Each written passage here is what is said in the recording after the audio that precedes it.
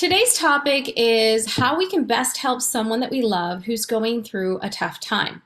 There's nothing more frustrating than watching someone that you love struggle and feeling like you know exactly what they need to do to get better, but they continue to choose their old ways.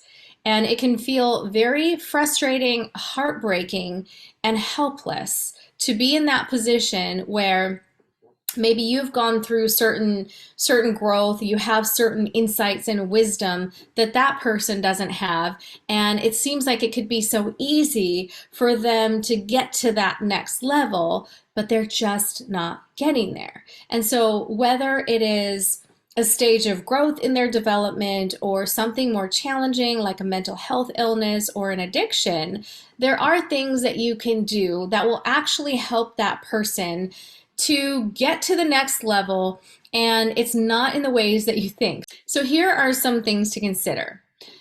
Acknowledging your emotions about this tough situation is really first and foremost. We have a lot of feelings by nature. They're amplified, they're intensified. It's against our nature to sit back and watch, right? We want to jump in and help. We feel like we know what they need to do to help. We may have certain resources, and stuffing those feelings down to focus on the other person doesn't actually serve that person, because all that does is it lowers your own energy. So you want to give yourself space, time to feel the emotions, work through them on your own so that you can move forward with clarity and some sense of direction, right? When we're in our emotions, we tend to feel like we're in a washing machine, right? We don't have the grounding. We're just going from here to there. And a lot of times we're just tuned into whatever's going on outside of us. So it's important to acknowledge whatever you're feeling. And what this can do for you energetically is it helps you to understand or look at the polarity of the emotion. So if you're feeling really sad or really frustrated, noticing and feeling that is obviously not going to feel good, but it's going to show you where you're at. And from there, you can decide to choose something on the opposite side of that, or just a couple levels higher. So that may be just feeling calm. It may just be feeling a sense of peace. It may just be a sense of trust. So you want to be able to feel your feelings and then choose something just a little bit higher than that original energy. That's going to help you move forward in a better way. Another thing is to move your body. Emotion can get trapped in the body, so moving your body, breathing, going outside, those are some things that are going to help you move that energy through you and gain a sense of grounding. Another thing to consider is that there's more than one way to heal. And so even though you may have some really great suggestions for that person, it doesn't mean that that's the way that they're going to choose to move forward. And so letting go of whatever that looks like for that person, and knowing that there are other people or circumstances out there that may be meant to help them more so than you are. It doesn't mean that we stop trying. It doesn't mean that we stop being there or sharing whatever wisdom or resources that we do have.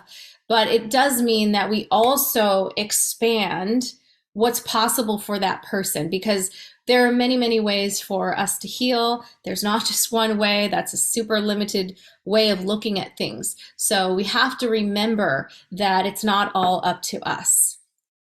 Another thing to consider is when you are feeling good, when you are feeling empowered, when you are thriving, you are in the best position to actually positively impact that person. Doing the things that really help you feel like the real you, the things that give you that sense of lightness or joy, those are the things that are important for you to prioritize in these difficult times with your loved one.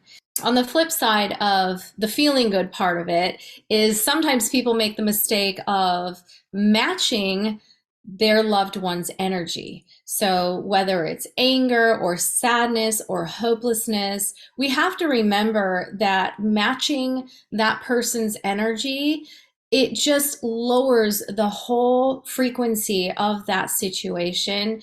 It creates a heaviness, a stuckness around that. And so when you allow yourself to raise your vibration, doing the things that help you feel good, then you're actually going to be more help. And oftentimes, the person that you love will start to learn from your example. But that's not why we do it, right? We do it simply to be in the highest and best energy possible for ourselves. And as a byproduct, we can help that person.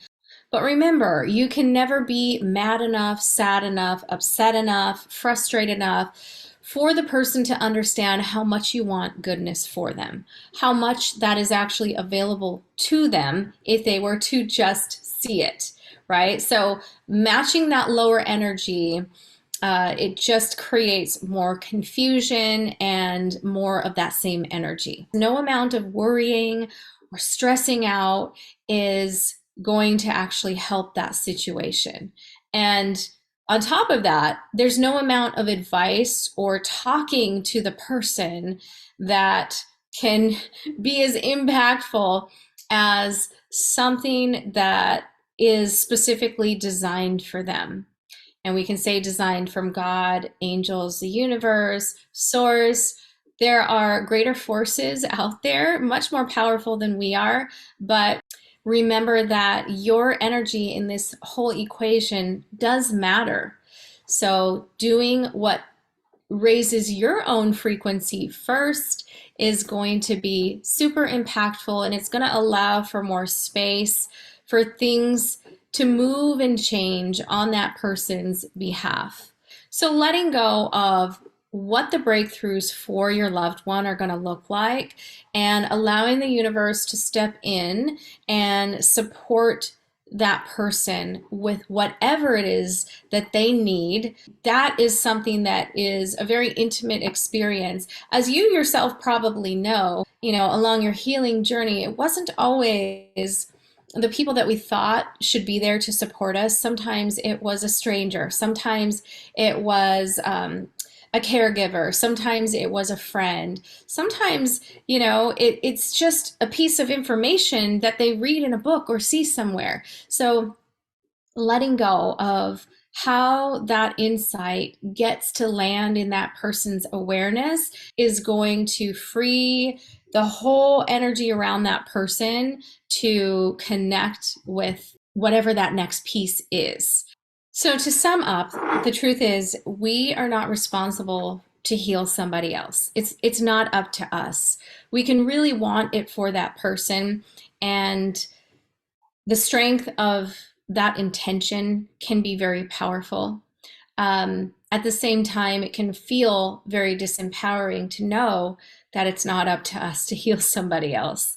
But just as you've had certain people along your healing path, they get to discover their own healing path. And so choosing to have faith and trust in the person that you love, faith and trust in the greater forces of good around us, is going to help you to let go and just be the best person that you can be every single day, and to take the best care of you and your energy, and that always overflows to the people around you.